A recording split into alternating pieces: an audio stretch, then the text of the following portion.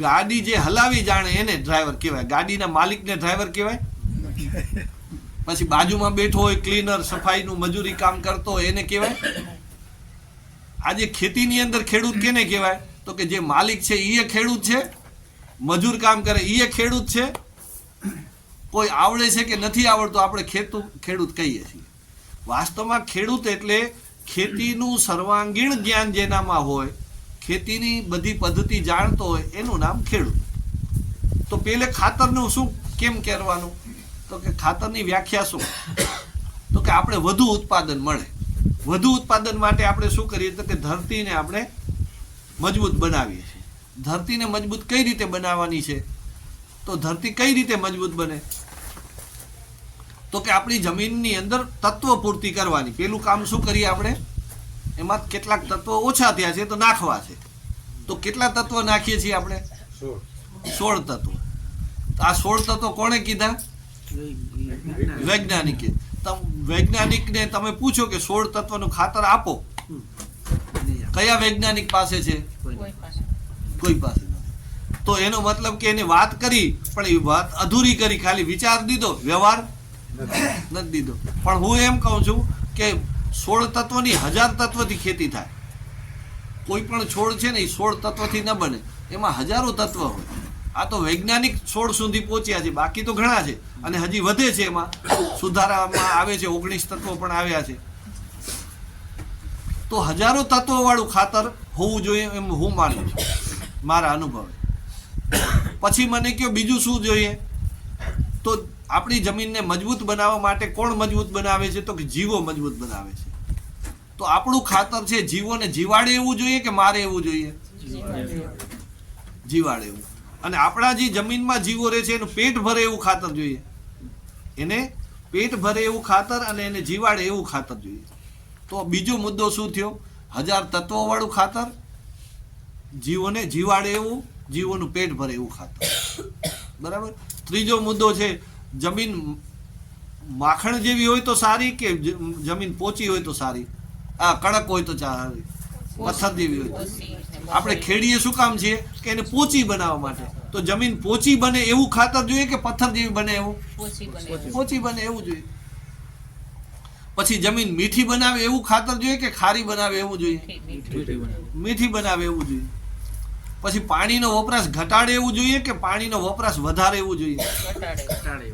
ઘટાડે એવું. હવે આમાંથી જેટલા જણા બેઠા છો ને તમે દુકાને ખાતર લેવા ગયા જ હશો, કેટલા જણા એમ કીધું કે મને 1000 તત્વો વાળું ખાતર આપો અથવા 16 તત્વનું ખાતર આપો? જમીનના જીવોને જીવાડે એવું ખાતર આપો, જમીનને પોચી બનાવે એવું ખાતર આપો, જમીનને મીઠી બનાવે એવું ખાતર આપો, પાણીનો વપરાશ ઘટાડે એવું ખાતર આપો. આપણે કીધું? તો એનો મતલબ કે આપણે ખેડૂત તરીકે ખાતરની માંગણી જ નથી કરી. તો કંપનીને જે વેચવું છે એ આપ્યું અને એ આપણે માની લીધું. મને કહો હવે આજે આપણે જે ખાતર છે આવે છે એ ખાતરનું મૂલ્યાંકન કરીએ. અત્યારે તમે બધે ખાતર વાપરો છો એ કેટલા તત્વો વાળું છે? 3 તત્વો, NPK, નાઇટ્રોજન, પોટાશ ને ફોસ્ફરસ. બરાબર. નાઇટ્રોજન શું કામ કરે? છોડની વૃદ્ધિ કરે. ફોસ્ફરસ શું? એ ઘણાને ખબર જ નથી. યુરિયાનું કામ શું છે? કે છોડને મોટો કરવો, એનું શરીર બનાવવું. એટલે એ શરૂઆતમાં જ વપરાય, પાછળ ન વપરાય. ઘણા લોકો ફળ પાકતા હોય ને ત્યારે છેલ્લે પીવડાવશે ને તો છોડની મીઠાશ આલી જશે, અનાજની મીઠાશ આલી જાય. યુરિયા છે એ શરૂઆતનું ખાતર છે, પાછળ ન હોય.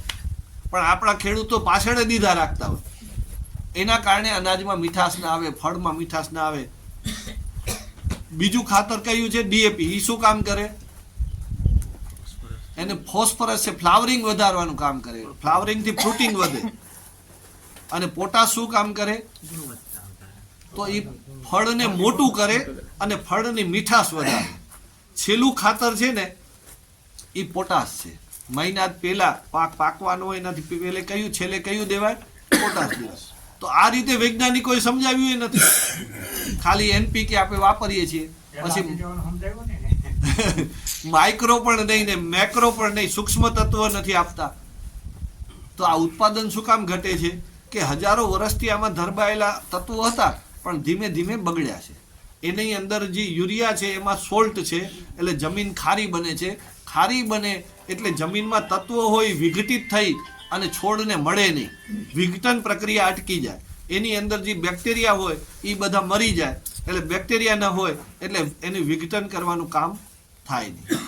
તો આ યુરિયાને કારણે આખી જમીન ખારી બને છે, અને ખારી બનવાને કારણે જમીનના તત્વો સૂર્યમાંથી, આકાશમાંથી, હવામાંથી, પાણીમાંથી, ધરતીમાંથી આ 5 જગ્યાએથી તત્વ લે છે. અને લે છે કોણ?